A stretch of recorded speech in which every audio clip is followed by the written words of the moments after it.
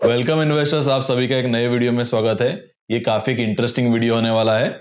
ये वीडियो हम जो स्मॉल कैप कंपनी के बारे में डिटेल में डिस्कस करेंगे, वो एक प्रॉक्सी है फॉर द जो डेटा सेंटर में एक बूम आ रहा है। यदि आप ग्लोबली देखोगे तो जो बड़ी कंपनीज है बेसिकली जो एआई में इन्वेस्ट कर रहे हैं, जैसे कि माइक्रोसॉफ्ट हो गया या मेटा हो गया, इसके अलावा गूगल हो गया, तो दे ऑल आर एक्सपांडिंग या investing big time into AI. और ये जो कंपनी के बारे में हम डिस्कस करने वाले हैं ये वीडियो में डिटेल में, ये बेसिकली उसका प्रॉक्सी है। करंटली कंपनी की जो ऑर्डर बुक है बेसिकली वो नेक्स्ट 18 टू 24 मंथ्स के लिए यहां पर बुक्ड है। यदि आप देखोगे तो ये कंपनी का ऑपरेटिंग लेवल का जो मार्जिन सिर्फ 7% का था 2022 में, जो इंक्रीज होकर लगभग 18% का हुआ है। एंड जो टोटल उनका एबिटा था या ऑपरेटिंग लेवल का प्रॉफिट था जो सिर्फ 30 करोड़ का था 2022 में, it has increase to more than 175 crore by 2025। And currently 2026 के फर्स्ट हाफ में ही लगभग आप देखो तो उन्होंने 150 करोड़ का यहाँ पर ऑपरेटिंग प्रॉफिट जो है वो पोस्ट किया है। यानी कंप्लीट ईयर में लगभग वो 300 करोड़ से भी ज्यादा प्रॉफिटेबिलिटी जो है ऑपरेटिंग लेवल का वो पोस्ट करेंगे। बिकॉज जनरली ये इंडस्ट्री में H2 जो होता है वो हैवी होता है compare to H1। And my expectation is that by 2025 ये कंपनी का जो एबिटा होगा वो मोर देन 500 करोड़ का हो सकता है। और जैसे कि आपको सभी को पता होगा कि इंडिया और यूएस के बीच में जो ट्रेड डील है वो काफी यहाँ पे डीले हुआ है, काफी अनसर्टनिटी चल रही है। बट ये जो कंपनी है basically they have the plan B also. उनका एक टर्की में यहाँ पर एक प्लांट है एंड सपोज ये जो ट्रेड डील है उसमें और डीले हो जाता है तो they will be supplying to their US customers not from India but from Turkey. Currently company के लगभग 15 टू 20% के जो रेवेन्यूज है वो यूएस से आते हैं। बट कंपनी के पास ऑलरेडी प्लान बी है जिससे जो पोटेंशियल इंपैक्ट है because of the dependency on US वो काफी मिटिगेट हो सकता है। तो ये जो कंपनी है वो एक पावर सेक्टर की कंपनी है। एंड आप यदि उनका 2025 का एनुअल रिपोर्ट देखोगे तो उसमें एक इंटरेस्टिंग स्टेटमेंट मैनेजमेंट ने फर्स्ट पेज पे लिखा है, they say when the world's power is down we power up. तो ये वीडियो में हम ये कंपनी के बारे में डिटेल में डिस्कस करेंगे। तो यदि आपने अब तक चैनल को सब्सक्राइब नहीं किया होगा तो जरूर चैनल को सब्सक्राइब कर लीजिए और आपका जो सपोर्ट है जरूर आप शो कर सकते हो by writing sprint in comment section. तो जो कंपनी के बारे में हम ये वीडियो में डिटेल में डिस्कस करेंगे इसका नाम है टीडी पावर। तो टीडी पावर का यदि आप बिजनेस मॉडल देखोगे तो ये जो अलग अलग कंपनी जनरेटर्स यहाँ पर मैन्युफैक्चर करती है वो स्टीम फायर्ड होते हैं या इसके अलावा हाइड्रो के अलग अलग जनरेटर्स बनाते हैं। And very interestingly they are into basically gas based जो जनरेटर्स होते हैं जिसका एक ह्यूज डिमांड आ रहा है बिकॉज ऑफ जो एआई पे शिफ्ट हो रहा है या डेटा सेंटर में अलग अलग आप देखोगे तो पावर की रिक्वायरमेंट बहुत बढ़ गई है। इसमें ये जो गैस बेस या गैस फायर्ड यहाँ पर जो जनरेटर जाते हैं या टरबाइन जाते हैं, तो इसके बारे में हम आगे जाके ये वीडियो में डिटेल में डिस्कस करेंगे। उसके पहले हम ये देख लेते हैं कि कंपनी के एग्जैक्टली प्रोडक्ट्स क्या क्या है और इसके अलावा कौन कौन से सेक्टर्स में कंपनी के जो प्रोडक्ट्स है वो जाते हैं। तो यदि हम जनरेटर्स फॉर टरबाइंस में देखेंगे तो company steam based, gas based, hydro based and wind based अलग अलग जनरेटर्स बनाती है फॉर टरबाइंस। इसके अलावा इंजिन्स में भी अलग अलग जनरेटर जाते हैं जो बड़े बड़े इंजिन्स होते हैं। इसमें कंपनी डीजल फायर्ड और गैस फायर्ड जनरेटर्स बनाती है स्पेसिफिकली फॉर द इंजिन्स। इसके अलावा कंपनी के स्पेशल एप्लीकेशंस के लिए भी अलग अलग जो जनरेटर्स है उसका मैन्युफैक्चरिंग करती है, जिसमें लोकोमोटिव या ट्रेन्स आ जाता है या अलग अलग ट्रांसफार्मर के टेस्टिंग के लिए जो यहाँ पर जनरेटर्स लगते हैं दैट कंपनी मैन्युफैक्चर। नेवल या मरीन एप्लीकेशंस के लिए भी जो अलग अलग जनरेटर्स लगते हैं उसका मैन्युफैक्चरिंग करती है। ऑयल एंड गैस में उनके अलग अलग जनरेटर जाते हैं, जियोथर्मल में जाते हैं। तो ये बेसिकली सारे हो गए उनके जनरेटर का सेक्शन। इसके अलावा कंपनी का एक सेपरेट डिवीजन है which is for the Motors.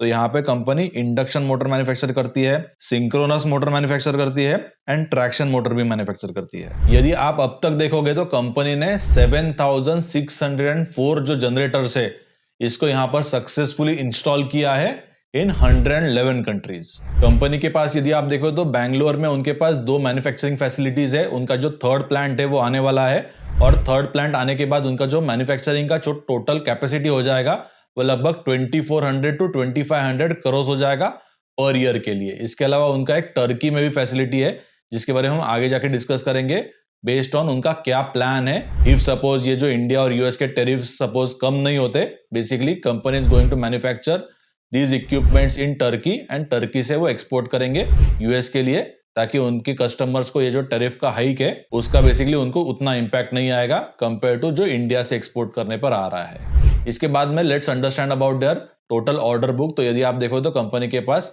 1500 crore से भी ज्यादा ऑर्डर बुक है। एंड मेजरली उनके जो ऑर्डर्स है वो एक्सपोर्ट से आते हैं। तो यदि आप एक्सपोर्ट से देखोगे स्पेसिफिकली इंक्लूडिंग डीम्ड एक्सपोर्ट्स, तो लगभग वो 838 करोड़ के ऑर्डर्स है, जो टोटल ऑर्डर बुक का 53% आ जाता है। इसके अलावा उनके रेलवे स्पेसिफिक भी एक्सपोर्ट्स होते हैं, जो टोटल उनका ऑर्डर बुक का लगभग 4.2% है। लगभग 67 करोड़ के ऑर्डर्स है उनको रेलवे के एक्सपोर्ट्स के लिए। इसके बाद में यदि आप डोमेस्टिकली देखोगे तो लगभग 400 करोड़ की जो ऑर्डर बुक है वो उनका डोमेस्टिक बेसिकली ऑर्डर बुक है। एंड रेलवेज में भी वो डोमेस्टिकली यदि आप देखोगे तो लगभग 250 करोड़ की ऑर्डर बुक है, जो टोटल ऑर्डर बुक का लगभग 15% है। इसके अलावा टर्की से उनको लगभग 30 करोड़ का रेवेन्यू आता है, जो टोटल ऑर्डर बुक का 1.8% है। और स्पेयर्स और आफ्टर मार्केट से हार्डली कुछ 0.4% का ऑर्डर बुक है उनको, लगभग 7 करोड़ का है। तो यदि आप उनका टोटल बिजनेस देखोगे या बिजनेस का ऑर्डर बुक देखोगे, बेसिकली वो एक्सपोर्ट फोकस है। लगभग 60% की जो रेवेन्यूज है वो कंपनी को एक्सपोर्ट से ही आ रहे हैं, और रिमेनिंग लगभग 35 to 40% की जो रेवेन्यूज है वो डोमेस्टिकली आ रहे हैं। एंड कंपनी ने उनके जो ऑपरेशन है उसको काफी अच्छी तरीके से रैंप अप किया है। और ये जो उनका बेसिकली सेगमेंट है इसमें करंटली ह्यूज डिमांड आ गया है, बिकॉज जो ग्लोबली टेक्नोलॉजी जायंट्स है जैसे कि माइक्रोसॉफ्ट है या मेटा है या इसके अलावा गूगल है, तो ये बेसिकली सारे आप देखोगे तो एआई के लिए एक ह्यूज कैपेक्स कर रहे हैं। और ये जो ह्यूज डेटा सेंटर्स या डेटा फार्म्स होते हैं इसमें कंपनी के प्रोडक्ट्स जाते हैं। बेसिकली जो गैस फायर्ड टर्बाइंस होते हैं या गैस फायर्ड जनरेटर्स होते हैं, तो ये जो जनरेटर्स होते हैं वो क्या करते हैं, वो गैस एज ए इनपुट लेके उसको कन्वर्ट करते हैं इलेक्ट्रिसिटी में। एंड बाद में ये जो डेटा सेंटर्स है वो यहाँ पर रन करते हैं। जो प्राइमरी पावर है उसके लिए भी यूज होता है गैस का, या सेकेंडरी या ऑक्सिलरी आप देखोगे वो पावर के लिए भी ये जो जनरेटर्स कंपनी मैन्युफैक्चर करती है उसका यूज हो सकता है। और करंटली ये सेक्टर में एक ह्यूज डिमांड चल रहा है। इंडिया में यदि आप देखो तो इंडिया में स्पेसिफिकली ये जो जनरेटर्स है अब तक यूज नहीं हो रहे हैं, बिकॉज जनरली ये जो जनरेटर्स है वो बियॉन्ड 50 to 60 मेगावाट्स ये जो पावर का रिक्वायरमेंट है उसके लिए होता है। इंडिया में यदि आप देखो तो मोस्टली जो डेटा सेंटर है वो बिटवीन 5 to 7 10 मेगावाट्स के आसपास है। बट ये जो बूम है वो इंडिया में भी होने वाला है, बिकॉज इंडिया में गवर्नमेंट का ये मैंडेट है कि जो भी डेटा इंडिया में जनरेट होने वाला है वो इंडिया में ही रहना चाहिए, इंडिया के डेटा सेंटर में ही, वो ग्लोबली कहीं पर भी आप स्टोर नहीं कर सकते। इसीलिए जो यूएस में आप देखोगे तो जो बूम चल रहा है, मुझे लगता है नेक्स्ट 2 to 3 इयर्स में ये बूम जो है वो इंडिया में भी आने वाला है। और इसी वजह से कंपनी को एक ह्यूज ऑर्डर्स भी मिल सकते हैं आने वाले समय में। और जहां पर बहुत ह्यूज जो पावर की रिक्वायरमेंट होती है जनरली, जैसे कि डेटा सेंटर्स हो गए या इसके अलावा न्यूक्लियर प्लांट्स भी हो गए, तो ऐसे अलग अलग एप्लीकेशंस के लिए यदि आप देखोगे तो डीजल फायर्ड या डीजल बेस्ड जो जनरेटर्स है उसका यूसेज नहीं हो सकता। वहां पर सिर्फ गैस फायर्ड जो जनरेटर्स है या टर्बाइन से उसका ही यूज होता है।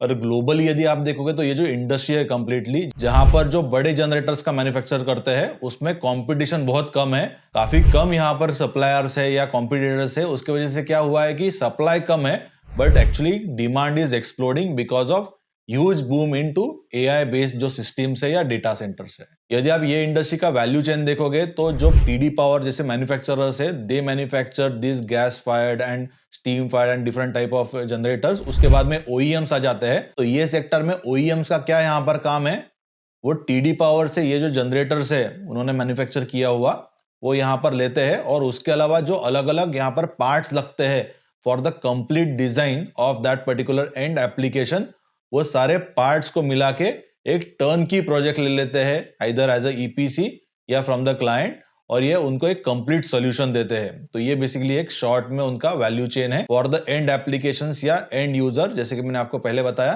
कि एंड एप्लीकेशन या एंड यूजर गूगल हो सकता है या मेटा हो सकता है या माइक्रोसॉफ्ट हो सकता है in case of huge data centres और डेटा फार्म्स। इसके अलावा कंपनी का और एक डिवीजन है विच इज टीम फोकस, जो टर्बाइंस होते हैं या जो जनरेटर्स होते हैं, इसमें company is not expecting a very huge growth, लगभग 10 to 12% की ग्रोथ एक्सपेक्ट कर रहे हैं डोमेस्टिकली एज वेल एज यहाँ पर जो एक्सपोर्ट होता है उनका। और डोमेस्टिकली यदि आप देखो तो ये जो जनरेटर्स है या टर्बाइन से इसके जो एंड एप्लीकेशन है वो जनरली कैप्टिव पावर प्रोड्यूस करने में जाता है या वेस्ट हीट रिकवरी में जाता है, या इसके अलावा यदि आप देखोगे तो जो बायोमास फोकस या जो बायोमास का इनपुट लेते हैं और जहां पर पावर जनरेट करनी है, तो यहाँ पर ये जो बेसिकली जनरेटर्स है उसका यूज होता है। कंपनी का नेक्स्ट और एक सेगमेंट है जिसमें वो हाइड्रो बेस्ड जनरेटर्स बनाते हैं, और यहाँ पर स्ट्रॉन्ग उनका बेसिकली डिमांड है एक्सपोर्ट मार्केट, जहाँ पे वो Nepal, Vietnam, south east Asia और अफ्रीका में ये बेसिकली जो जनरेटर्स है उसका एक्सपोर्ट कर रहे हैं।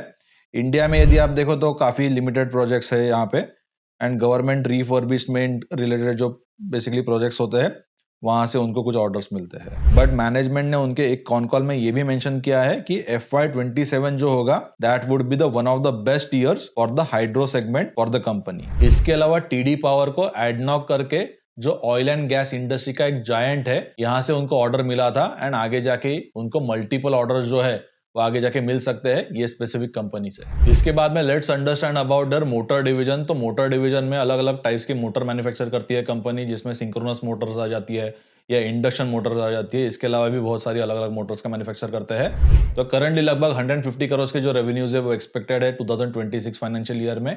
मोटर्स ये सेगमेंट में, मोटर में थोड़े मार्जिन भी बेटर होते हैं कंपेयर टू जनरेटर्स। आगे जाके उनका 200 करोड़ का प्लान है and in long term motor division से ही company is expecting about 500 crore of revenues.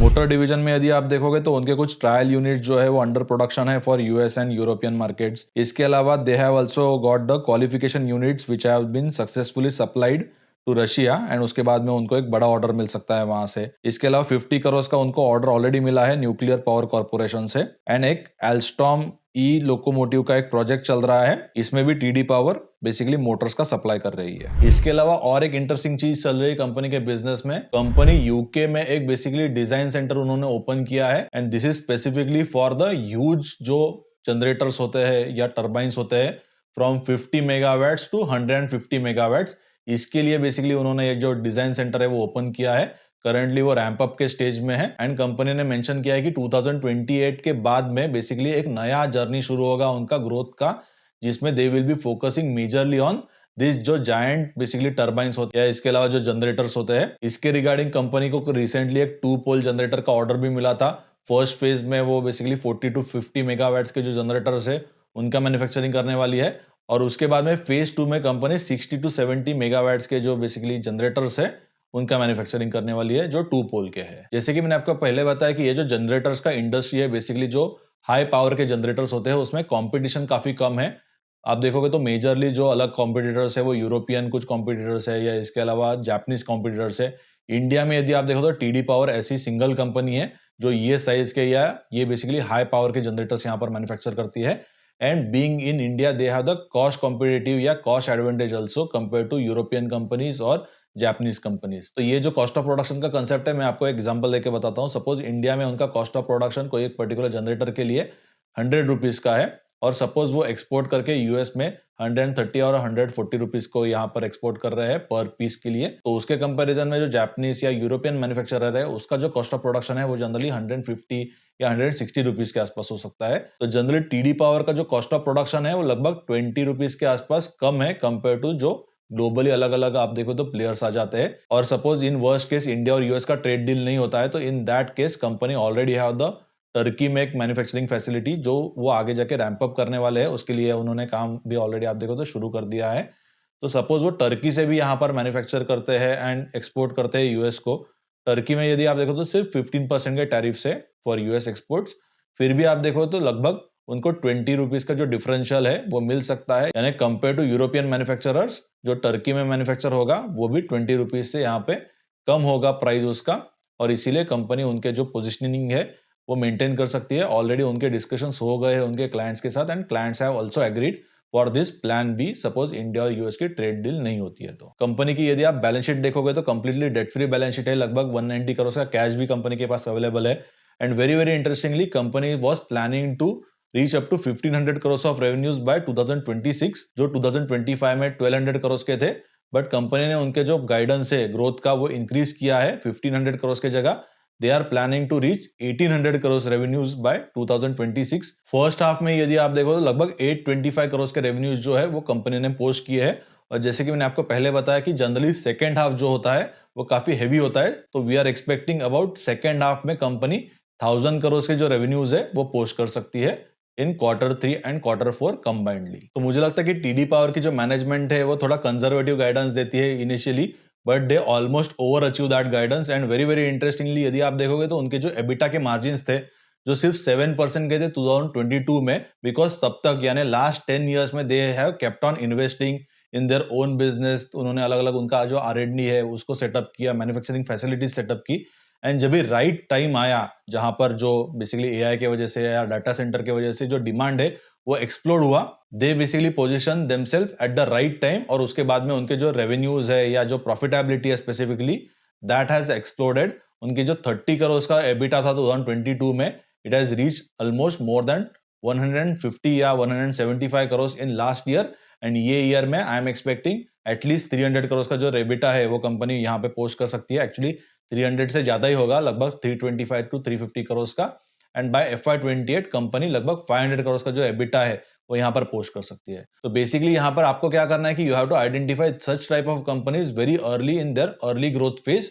And यही कंपनी हमने इमर्जिंग टाइटंस में अर्ली आइडेंटिफाई की थी एंड ऑलरेडी हमें काफी अच्छे रिटर्न्स भी मिले हैं। तो इमर्जिंग टाइटंस हमारा ये जो सर्विस है, इसमें हम ऐसे ही अलग अलग कंपनीज को अर्ली आइडेंटिफाई करते हैं। ये बेसिकली हमारा जो सर्विस है वो मेन बोर्ड की कंपनीज का स्पेसिफिक सर्विस है, जहां पे हम स्मॉल, माइक्रो एंड जो मिड कैप की कंपनीज है इनको रिकमेंड करते हैं। We are a SEBI registered research analyst, और इमर्जिंग टाइटंस के जो सारे डिटेल्स है ये बेसिकली आप देख सकते हो। It is our main board specific यहाँ पर सर्विस। इसके अलावा हमारा टाइनी टाइटंस करके और एक सर्विस है जो एसएमई फोकस बेसिकली एक सर्विस है, और मुझे लगता है कि करंटली एसएमई का जो कंप्लीट बास्केट है या कंप्लीट सारा इंडस्ट्री है, it is going through a very challenging period. और यहाँ पर इसीलिए सारे जो स्टॉक्स है it is available at very very lucrative valuations, और इसीलिए हमने काफी समय से कैश होल्ड कर रहे थे हम ये पोर्टफोलियो में। लगभग हमने सिर्फ 50% ही डिप्लॉय किया है, and we are waiting with the additional 50% cash. And मुझे लगता है कि this is a very interesting opportunity right now with at least next 3 to 4 year horizon for specifically SME companies. तो यदि आपने अब तक इमर्जिंग या टाइनी टाइटंस को सब्सक्राइब नहीं किया होगा तो सारे जो डिटेल्स है आप मेरे वेबसाइट पे जाके देख सकते हो, और जरूर इसे सब्सक्राइब भी कर सकते हो। तो आपको ये मेरा टीडी पावर का कैसा वीडियो लगा जरूर आप मुझे नीचे कमेंट सेक्शन में लिख के बताइए। स्प्रिंट ये वैल्यू एडुकेटर का इन्वेस्टमेंट फिलोसॉफी है, जहां पे we definitely focus very closely for the operating leverage जहां पर प्ले हो सकता है। इसके पहले मैंने जैसे कि आपको प्रवेक करके जो वीडियो है, एक पर्टिकुलर कंपनी का माइक्रो कैप की कंपनी है, जहां पर भी मुझे लगता है कि जो ऑपरेटिंग लेवरेज है वो किक इन हो सकता है नेक्स्ट 2 to 3 ईयर्स में। We have recently recommended Praveg in our emerging titans portfolio, और हमारा जो होराइजन है होल्डिंग का वो नेक्स्ट 2-3 महीने के लिए या 6 महीने के लिए नहीं है, एटलीस्ट नेक्स्ट 3 ईयर्स के लिए। इसके अलावा TD power also we are holding, already काफी अच्छे रिटर्न्स दिए हैं, but still we are holding because मुझे लगता है कि नेक्स्ट 2 to 3 ईयर्स के लिए टीडी पावर भी एक काफी इंटरेस्टिंग यहाँ पर अपॉर्चुनिटी हो सकती है। आपको यदि कंप्लीट पोर्टफोलियो देखना है इमर्जिंग या टाइनी टाइटंस का, तो आप मेरी जो सर्विस है उसको ज्वाइन कर सकते हो, सब्सक्राइब कर सकते हो। इसके जो डिटेल्स है आपको सारे मेरे वेबसाइट पे मिल जाएंगे। तो ऐसे ही अलग अलग इंटरेस्टिंग वीडियोस में हर सैटरडे को 11 o'clock को पोस्ट करता हूँ, तो जरूर ये जो वीडियोस है वो देखते रहिए। और यदि आपने अब तक चैनल को सब्सक्राइब नहीं किया होगा तो जरूर चैनल को भी सब्सक्राइब कर लीजिए, बेल आइकन पे क्लिक कीजिए, ताकि आपको ऐसे अलग अलग काफी इंटरेस्टिंग जो वीडियोस है वो हर सैटरडे को मिलते रहे। और ये जो वीडियो है जरूर आप आपके फ्रेंड्स और फैमिली के साथ शेयर कीजिए, ताकि उनको भी काफी अलग अलग डीप इंसाइट्स मिल जाएंगे। And let's meet at 11 o'clock on next Saturday. तब तक मेरे जो बाकी वीडियोज है यूट्यूब पे जरूर आप उनको देखते रहिए।